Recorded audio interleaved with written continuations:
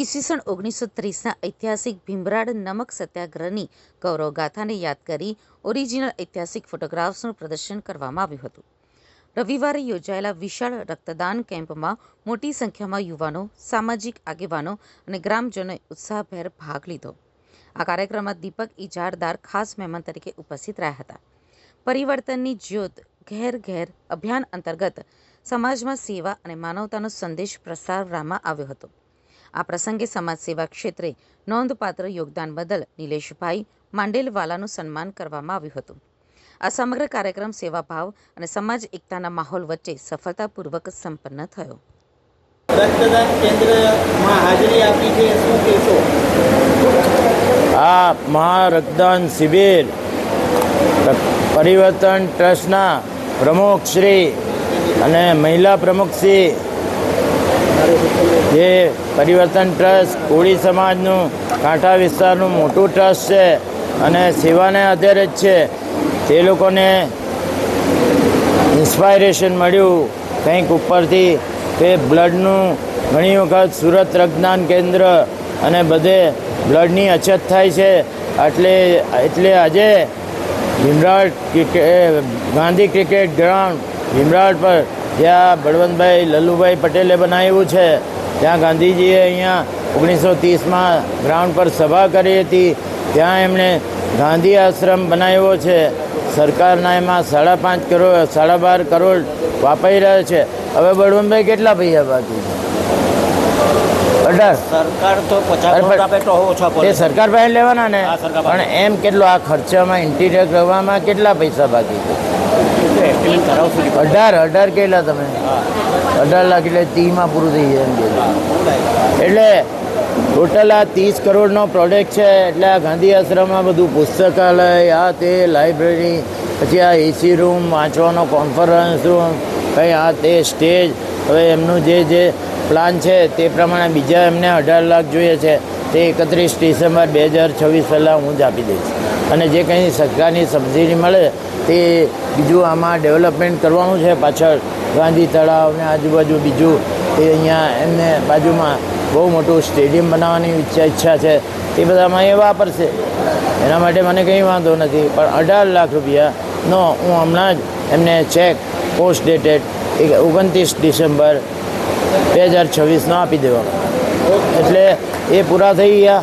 હવે આ મહારક્તદાન શિબિરમાં એવું થયેલું કે હરકિશનદાસ મહેતામાં મારી મધરનો ગેસ ગેબ્રિનમાં જસલોકમાં તન્ના સાહેબ પગ કાપી નાખવાના હતા.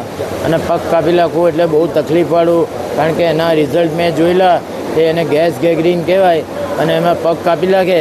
પગ બચાવવા માટે મેં હરકિશન દેવે મારી બી મતી મારી ગયેલી અને હું કંઈ ભેરવાયો કે પેલા અરુણબાલ ને પેલો રાજપાલ એ પેરાફ્યુટલ એન્જિયોગ્રાફીનો માસ્ટર, તો તેની પાસે હું કંઈ એમ કરવા ગયો તેમાં એવું થયું કે એક શ્રીપાલ દોશી કરીને કાર્ડિયોથોરેસિક સર્જન, હું મુદ્દા પર જ આવું છું, બાકી એને માને કંઈ એને લાગતું વળગતું નથી.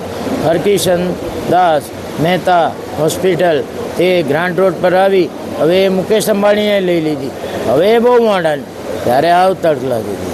ઇન્વર્ટર હો નહીં હોતા, એટલે વેન્ટિલેટર પર લાઇટ જાય, થાક કરીને બધાને વિકેટ ગબડી જાય. એ બી દ્રશ્ય જોયેલા છે. મેં કમ્પ્લેન બી રાખેલી છે અને કંઈ બધું કમ્પ્લેન દબાઈ દીધું એટલે. કારણ કે ઠીક છે, હવે આપણે માં મરી ગઈ પછી હું, પણ ત્યારે હું થયેલું કે કાઠિયાવાડથી એના બાપને લઈને 50,000 લઈને 50,000નું પેકેજ શ્રીપાલ દોશીએ આપેલું અને બાયપાસ સર્જરી ચાલુ. સારું, અંદરથી બહાર નીકળ્યો 9 કલાક પછી હું ત્યાં છે. મારી માવા આઈસીયુમાં આવતી, એટલે ત્યાં સોફા છે લાંબા, એટલે આઈસીયુવાળાને હોવા દે. એમ તો અમારી બા માટે રૂમ હતો તો મને નહીં મળે, ત્યાં આ કંઈ કરેલું હોય.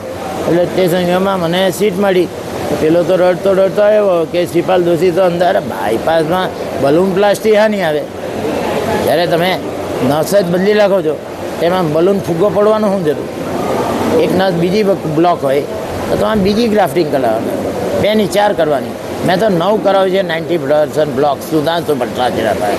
તો હવે ચાલો, એટલે ત્યારે છે ને પેલું બ્લીડિંગ બહુ વપરાઈ ગયું. 9 ના 11 ત્યારે ફાંફા પડી ગયા બ્લડના. હવે મુદ્દા પર આવું છું. એટલે એક બોટલ રક્તની કિંમત અહીંયા છે. એટલે આ જે 100 બોટલ કે 125 આવી જ જાય છે યુવાનો ને બ્લડ આપતા જ જાય છે. તે 1 લીટરની બ્લડ કેટલી કામ કરશે, કેટલું હેલ્પફુલ થશે. ને આ સર્કલ કે તમારું સર્કલમાં કે તમારા મા બાપોમાં કે પરિવારમાં કોઈને બી બ્લડ શરૂ કરે તો આ પ્રકાશભાઈને જ સંપર્ક કરવાનો, કાં બળવંતભાઈને કરવાનો, કાં મને કરવાનો, ક્યાં કિશોર કુમારને કરવાનો. તો બ્લડની અછતની ચર્ચા છે ને એને લીધે કોઈનું જીવન ઉપર જતું હોય ને અટકી જતું હોય તે એ લોકોને લાઈફ લાઈન મળી જાય. ને તેના માટે નિમિત્ત આ પત્રકાર આ પરિવર્તન ટ્રસ્ટના પ્રમુખ પ્રકાશભાઈ કોન્ટ્રાક્ટર તે પોતે એન્જિનિયર છે, તે જવાબદાર છે, તેમણે આ આયોજન કર્યું. એટલે આવું મહારક્તદાન કે શિબિર આયોજન કરવું ને આટલા બધાની સગવડ કરવી. ને હમણે પોતાનો ગાંધી આશ્રમ બળવંતભાઈ એલ પટેલે જે ગાંધી આશ્રમ મફતમાં આપી દીધો. જો આ પંખા લાઇટ ચાલે બધું વીજળીનું બિલ હોય ભરે. એટલે એમના બી મારે સહાય તો એમને 12.5 લાખમાં બનાવ્યું અને એમાં બીજું ઇન્ટિરિયર સજાવટ કરવાનો ખર્ચો 18 લાખ છે, તે મારે આપવાનો જ છે. હમણાં જ ચેક લખી આપું એટલે પતી ગયો. હવે છે ને હવે એવું છે પેલા મહિલા પ્રમુખ બોલાવો એમને. પરિવર્તન ટ્રસ્ટના મહિલા પ્રમુખ રાજસ્થાનથી આવ્યા છે અનિતાબેન પરિવર્તન. એમને પણ સ્ટેજ પર આમંત્રણ છે. એમને પણ જરા લેડીઝ ફર્સ્ટ કહેવું જોઈએ આપણે. તો એમને બી જરા માનપાન આપો, એમની બાઇટ્સ લેવો જરાક ને પછી પૂર્ણ વિરામ મૂકો અને પછી આ બાઇટ્સ પછી આપણે સાહેબ 1 વાગ્યા પહેલાં સુભાષનગર ગાર્ડન જોયું, જંગીરપુરા પહેલાં એની સામે GM જાદવનો બંગલો છે, એની સામે ગલી છે. તેમાં ઓલ ઇન્ડિયા સેલર ક્લબની all India Hindu Samaj seller club એટલે માછી સમાજ એટલે ખલાસી સમાજ